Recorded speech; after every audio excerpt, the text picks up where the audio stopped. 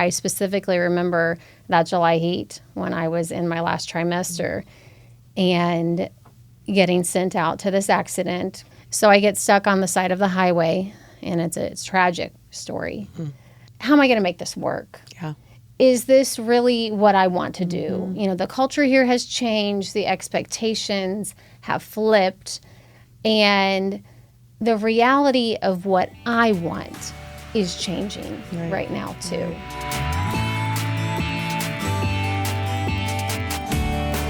Hi everyone, thanks so much for joining us for the first ever episode 1 of At Home with Emily, a podcast about creating a life you love. I'm your host, Emily Wood, and today with me is a licensed professional counselor from Wellspring Counseling in Republic, Lauren Stasel, who also happens to be a good friend of mine. Lauren, thank you so much for being here. Thanks for having me.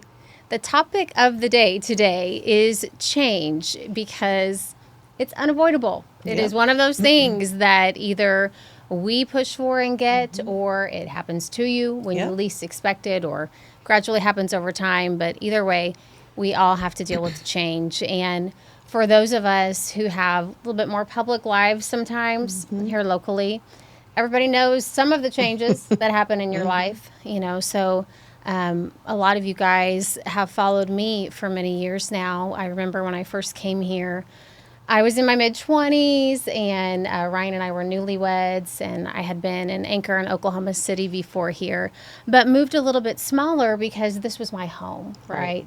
And I wanted to be a journalist my whole life. It was my dream. And then when I unexpectedly got that chance to share the stories of the people that we know and love every day, I mean, the meaning of that calling took on even more significance for me. And so I would have thought that I would have done that forever. Right. You know, this was going to be home. Yeah. This was it. You know, I had moved around so much before here. And that was the plan. That was my plan. Yeah. So along came a baby number 1, who is now going into 3rd grade. Yeah. The same as your little guy. Hard to believe. Very. And I went right back to work. Yeah. You know, and we got a flow going, and Grandma moved local to help, and all the things. Right. And so in my mind, as baby number 2 was coming along 3 years later, that's what we were going to keep doing. And unexpectedly for me, for a lot of us at the station where I worked, we got sold, as so happens in the media world. Right. And we went from being a family company to being part of a huge media conglomerate. And so all of a sudden, I think there were some blurbs and headlines that people may have seen, but the reality was those of us who were on air, a lot of us stayed, not everybody, but a lot of our coworkers who were off air did not stay.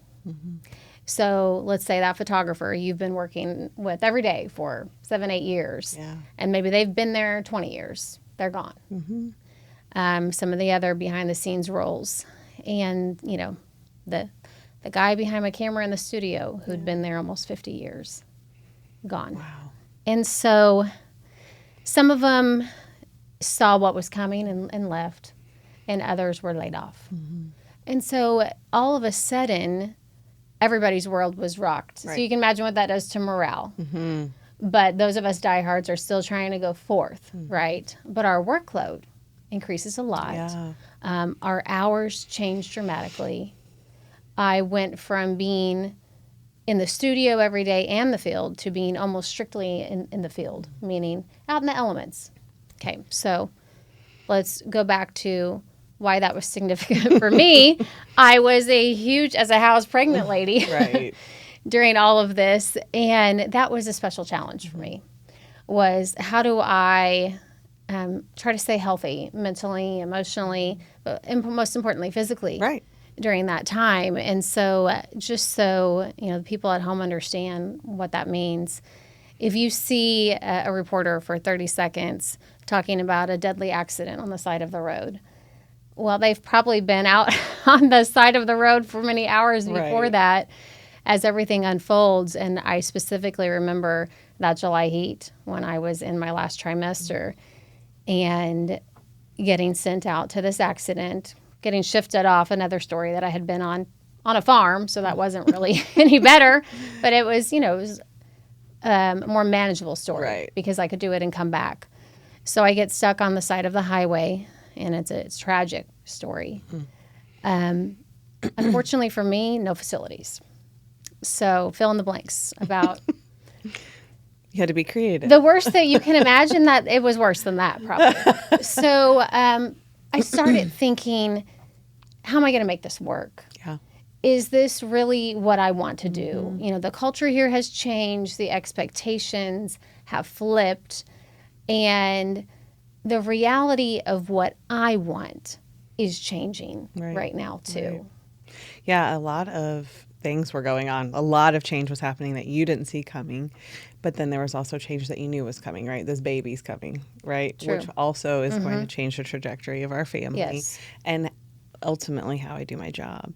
So there's all of this change coming at you, and you have picked out pivotal moments of where you're like, this doesn't feel right. Special memories this that stay doesn't with feel you. right. Right? Yes. And so you're evaluating and maybe reevaluating, okay, what are our goals? What does my family need? What do I need? How can I make it manage all of this? Right, exactly. And that's a lot. But at the same time, you have struggles in making those decisions, right? Yes, absolutely. Let's say you have your plan all laid out. Yeah. As we often do. And then something happens where that plan has to change. Right. So I think I knew around that time, or even before that story that I just painted, that it was time for our family structure. Something had to give for us to make this work. And I just thought, if I can just get through this contract and get this baby here, and then we'll have some more clarity making decisions. Absolutely. So we're getting near the end, and there was a tragedy that happened in Branson. I'm sure you remember the duck boat crash. And I can remember watching it at home, all unfolding the night before, and you see that wild weather, and the showboats nearby, and they're trying to get the duck boat to safety, and they didn't make it. And I'm just, as everyone else, reeling as I'm watching this, but also knowing I'm going to be on this story, assuming I go into work tomorrow. So the next morning came, and like everyone else, I'm just sick over what has happened. But I'm also thinking, how am I going to manage today when I possibly get sent out there? So I have a phone call coming in. It's my doctor. And she says, Emily, I don't want you going out to Table Rock. I know what this is going to be like for you. You are 38 weeks pregnant. It is over 100 degrees heat index today. You're going to have to stand up for yourself or don't go in. And of course, I went in. Right. Because I felt that it was my responsibility to cover this. I knew out of everybody working that day, I had the most experience on breaking news events like this, working with the networks, working around everybody that comes in for these big stories and covering them. So I walked up to the assignment desk, and Doug, who I love and worked with him for years, he was at the station for years. He said, kid, that's really all he had to say. You know you're going, right? Right. I said, I know. And my eyes filled with tears, and even looking back on it, it is hard because I knew what that day was going to hold for me emotionally, which is all heightened when you're with a child. Right. There was a baby that died in that incident. So we went and we were shoulder to shoulder fighting our way through the crowd of reporters. And I will say, even some of the guys from St. Louis and farther were kind of wondering what I was doing there. Sure. Even they felt bad for me. And I can remember my photographer with all his gear and pulling me by the arm to get this pregnant lady up the hill, from the water back up to where all the media was stationed. It was a rough day, probably upwards of 16 hours between being out there in the heat. And I can remember we interviewed a Coast Guard captain who had been active the night before in trying to get a lot of different boats off the water and sending out the message and getting people into safety and describing that storm. And it was a great interview. The problem was we decided to do it on a boat dock. Oh. And there I am. I guess my blood pressure was probably dropping. Yeah. I don't know. But the dock was moving. And I'm thinking, I'm going to fall off this dock in the middle of this very emotional interview. Yeah. And I said, I'm sorry, if we could just stop for a second. And there happened to be a picnic table there that I could sit down on. But just those moments, you know, that I remember. And I'm proud of myself that I made it through. But for a while after that day, even though I did excellent work and I wanted to do it, and that was my responsibility, I still felt guilty for not taking care of myself and my unborn child. Yeah. And so when I look back, that was probably my last really big story. I mean, that was right at the end. And I don't regret helping with the coverage or even leading the coverage. But Lauren, I knew. Yeah. That was going to be it for me. Yeah. And really, there's, 3 types of change. The change that we get to call at 2 a.m. and, something's changed. The change that we choose, and then the change that we see coming. We don't necessarily want it to happen, but something has to change. And that's kind of what you're describing, right? Again, these pivotal moments, and that one being a big one, right? Yeah. And then there's also, grief involved in some of those change too. Like, this is not what I had planned. This is not what I thought my future was going to hold. This is not the way this dream job situation was supposed to pan out. And so now I'm kind of reeling from that a little bit. And I think, every little change can feel like a loss in some ways, not every way, but we have to work through some of those emotions. There's just this transition period that we go through when we're still reeling and we know we need this change. And then we're moving into that transition phase of what is next, right? Which you yourself have been through as a mom. Oh, yeah. As well. Yep. Having a career shift kind of similarly to you. I'm still in counseling, was a school counselor, but then moved into just private practice world. That's been a huge shift on our family with schedules and not having summers off anymore and, different things like that and navigating what that looks like moving forward. But I knew also, and it sounds like you did too, for mental health reasons and just the betterment of my family, that's something that needed to happen for us. Well, it has to be what you want to do, right? You do have to get your mind into this is our decision as a family, or this is my decision as a mom or as a woman or even as a professional. Even as a professional, the workload that I was under is not what I wanted to do. Yeah, well, it's not sustainable. No. Not past a certain point, right? When you're adding 2 more children to your plate to keep alive, right? Yeah. Something has to give, like you said. Not past a certain point. And, ultimately, sure, I could have stayed. But at what cost? Exactly. Right? And so then what I encountered was after we made that decision, it was still, okay, well, would you say if we put you on a different shift? But as I looked at all the options, the demands and the hours were not going to change. They were only going to increase, right? And so then you have other people weigh in. Yeah. So you have colleagues like, you can't leave. Right. Yeah, because you're about to rock their world too. Yes, or come back for this, or why don't you do that? And then the other odd side of it is people that maybe you don't know and don't know your family. But let's say you're out at Walmart or, anywhere else, and they do feel that they know you. And I loved that about that job, just that privilege of having a connection with everyone you meet. But they would come up and I would have the toddler in the shopping cart and the pumpkin seat for the baby. And, you barely have room for groceries. Yeah. Putting them in the cart. And they would say, what are you doing now? I cannot tell you how many times I got that question in that same scenario with the kids. What are you doing? Where did you go? You're looking at it. And so for me at that time, I had no intention professionally, which was the first time ever in my life. My entire focus shifted to those 2 little boys and to our family unit.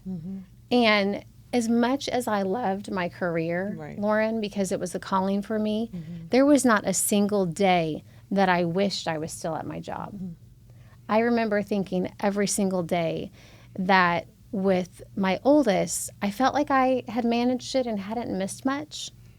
But seeing how much time I had with my second, I realized I had missed everything. Oh, wow. But it was confirmation for me, Absolutely. right? This Just decision in is... that season of life with two little people whose world is going to be completely changed if I go back in. Yeah. Seeing how they were growing and thriving and how our family was growing, I had no regrets. Right.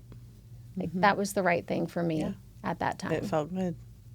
All of those shifts and changes, that transition phase, you knew you needed it. And you had a lot of gratitude, it sounds like, too, surrounding that. Oh, yeah, absolutely.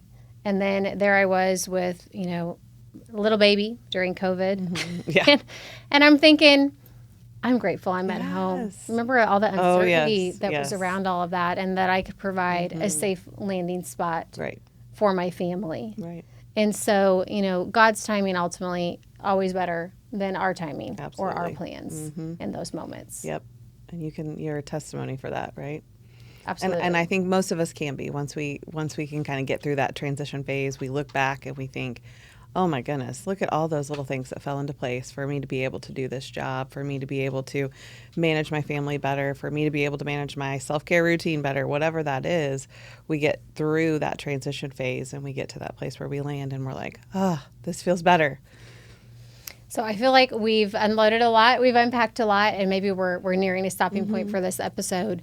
But just how do we land in that change? Whether it's a new job, like you talked about, no job for the first time since I was 16, Right. for me, or maybe it's a dream that you have that gets put on pause, because we all know that very well as moms. Yep. Or it gets deferred for a season. How do we manage all of those things in the waiting time? Because there is a waiting time that comes. Absolutely. There's the fast-paced times in life, and then there's the time of, okay, Slowing down. we're waiting right here for right We're now. in a pause, right? It's not necessarily a pause, but it feels like a pause because things aren't going as rapidly No. as they were. So I think a big thing that always kind of gets lost inside of this is setting realistic expectations and communicating with your spouse, with your kids, how, depending on how old they are, and trying to discuss, what does this look like, right? This has changed. This feels weird. My brain's not on autopilot anymore. I'm not just going to work and doing these same things every day. It feels different now, and we're having to manage things. And a lot of that is reflection, self-reflection, reflection on what's working and what's not working, and then communicating those expectations to the people that we need to. Well, and for me too, right, I went from feeling very public, and I guess I had never known just living quietly. Yeah. Imagine you have the new baby, there's the TV cameras in the Yeah. in the delivery room, pretty much, is how it went. And so I never had that quiet time. And so I describe it as I felt like I was living under a rock all of a sudden, but then I felt protective of that time. I wanted that. Yeah. I never realized that I didn't have it, Yeah. but all of a sudden I did. I think a lot of people went through that during COVID too. I know, Yeah. I know we did. Like, I was like, oh, this is what it would be like to work from home, or slightly work from home, Yes. right? And I remember I told my husband, this is what we need to be doing. We need to be slowing down and just being us and a family unit. And kind of like you said, we're not necessarily living under a rock. For you, I'm sure it felt that way, but we're just doing us, and we're not worried about all the things that are going on outside of our home. And we're able to slow down, reflect on what's working, what's not working, quit the rat race a little bit. And that was really special time for us. And I think every so often, I think families either go through that or need to go through that to be able to stay in that healthy realm of, this is our family and this is what we need. Yes, and there are steps that you can take during the waiting to prepare for what might be coming your way next. And I know that You and I have talked about that before, and we will continue that conversation next time and talk about that important season. Great. As well as we'll talk about, well, what did happen? Yeah. Where are you now? That's what everyone wants to know, still want to know. And so we will talk about that because there was a change on the horizon for me that was something that I never saw coming. I mean, not in a million years did I think, oh, this is what I'm going to do next. Right. I was set in my nest at home with those kids, and that was it. Yep. So we'll get into that. We'll unpack all of that and what it means to go through those changes that you may not expect as a mom, but that a lot of us face. So we thank you for joining us today. I hope that you've enjoyed listening in on our conversation. And Lauren, we always love having you here. Thank you so much for coming in. And thank you guys so much for listening to us today or watching if you're on YouTube. If you are, be sure to like and subscribe for more content. We have a new episode dropping every Wednesday right here and anywhere that you get your podcasts. You can just search for At Home with Emily. Also, AroundTheOzarks.com, we have a great daily newsletter that you can sign up so you never miss an episode. Thanks again. We'll see you next time.